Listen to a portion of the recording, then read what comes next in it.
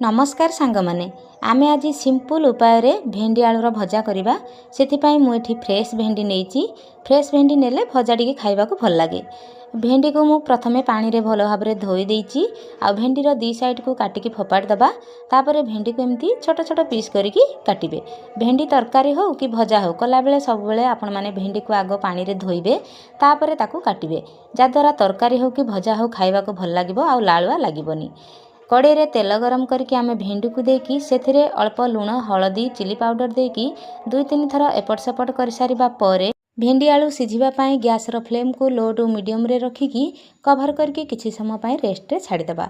किछि समय परे भेंडी आलू भल भाव रे सिझी जाईची आउ देखिकी जानि पारथुबे भेंडी आलू केते बढ़िया भाव रे सिझिची आउ गोटा गोटा हेकी रहिची।